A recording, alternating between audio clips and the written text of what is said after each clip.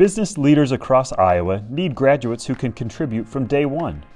That's what sets the Iowa State University Ivy College of Business apart. Our students are directly admitted to the college and their major on day one.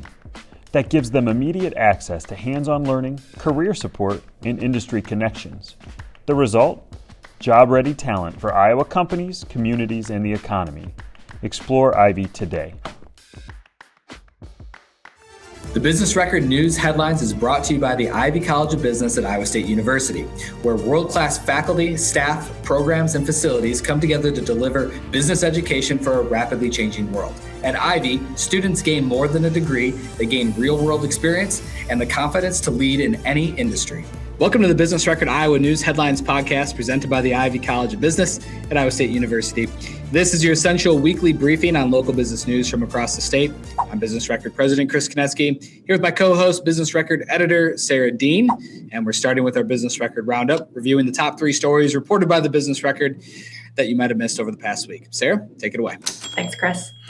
A boutique hotel is proposed for one of the former downtown Wells Fargo buildings that was sold nearly a year ago. The Des Moines City Council on Monday approved preliminary terms of an urban renewal development agreement for the renovation of the building at 206 8th Street into a Marriott Le Méridien hotel. The estimated cost of the project is $48 million, with completion anticipated in the first quarter of 2028.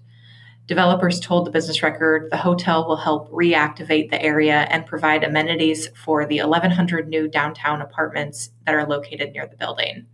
From the properties sold by Wells Fargo last year, a 5-story mixed-use building has also been proposed for one of the surface parking lots at 900 Vine Street. The council recently approved a development agreement for that project, with construction expected to begin in spring 2027. Des Moines Deputy City Manager Matt Anderson will retire in January after more than 2 decades helping reshape the city's urban core. The Des Moines City Council voted Monday to appoint Jen Schulte to fill Anderson's role after his retirement. Anderson started with the city in 2002 as Economic Development Administrator when the council had set a goal of adding 10,000 housing units downtown. After a 2-year break working for Knapp Properties, he returned in 2012 as Deputy City Manager and oversaw nearly $2 billion in downtown redevelopment projects. Anderson's final 6 months with the city will focus on resetting city services after state-driven budget changes and keeping economic development momentum moving forward. The Polk County Board of Supervisors has extended a deferral period for the Wellmark YMCA downtown to pay back a bridge loan granted in 2022 to stabilize the nonprofit as it faced increasing long-term debt and effects of the COVID-19 pandemic.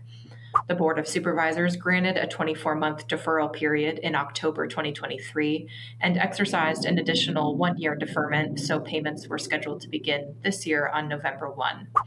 The previous deferment was done in part to give the YMCA time to secure a redevelopment agreement or sell the property at 501 Grand Avenue. A previous deal to convert a portion of the facility into affordable housing fell through in 2021. County Administrator Frank Marasco said the extra year of deferment will give the county time to work with the YMCA to develop a plan for the future of the property, which could include downsizing the gym and repurposing some of the site for a revenue-generating facility the county could potentially own. You can read all these stories in full and more news at businessrecord.com. Next up, we have our statewide headlines with the news you need to know from across Iowa.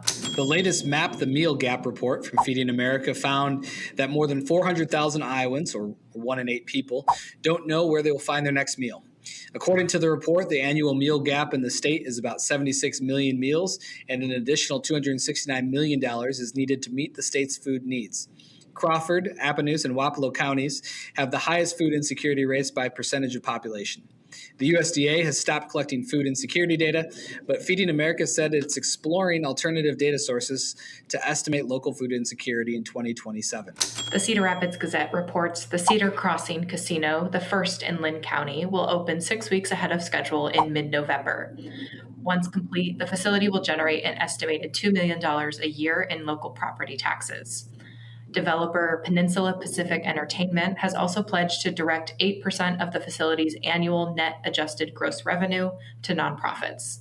The casino will offer roughly 350 permanent positions to oversee the facility's daily operations. The Iowa Capital Dispatch reports the Iowa Board of Regents approved university budgets for fiscal year 2027, totaling more than $9.3 billion. The University of Iowa and Iowa State University will both see their budgets increase next fiscal year, while the University of Northern Iowa's will decrease. The Board Regent University's general operating budgets increased 2.5% through cost-cutting and reallocating funds. State appropriations for general education and operations remained flat for fiscal year 2027. Radio Iowa reports Agristar plans to rebuild its meat processing plant in Postville after the facility caught fire last week. Agristar said in a Facebook post it is eager to preserve jobs as the plant is Postville's largest employer. The Postville fire chief said the fire started accidentally in the facility's laundry room and destroyed about 75% of the building. Musco Lighting is building a test dome for lighting solutions and renovating an existing building in Oskaloosa, where the company is headquartered. This project follows other recent expansions of Musco's headquarters building in Oskaloosa and a new facility in Muscatine. Musco also announced it recently opened a new manufacturing facility in Saudi Arabia. CEO Jeff Rogers said the investment supports the company's focus on recreation and sports in the future. The Ivy College of Business at Iowa State University is proud to introduce the Emerging Leader MBA Scholarship, a full ride opportunity designed to develop Iowa's next generation of business leaders. Full ride, full potential. Learn more and apply online at the link in the show description. That's our show for today. Before we go, we have a few things for you to take with you through the rest of the week. One thing that's coming up, you heard the news of Matt Anderson's retirement. You can go deeper in this Friday's business record as he reflects on his tenure and what he sees on the horizon for the city's future leaders. Lastly, one fun thing to know, Adele's annual Sweet Corn Festival is this Saturday, August 8th. The Adele Chamber purchases 7 tons of sweet corn for the event to make for a quintessential Iowa day. Plus, you might also see our editor, Sarah Diehn, there. Thanks for joining us today, and thanks to our sponsor, the Ivy College of Business at Iowa State University. Each week, you can count on us for a dose of balanced news with the context you need. If you enjoyed today's show, please like and subscribe. We'll see you back here next Wednesday.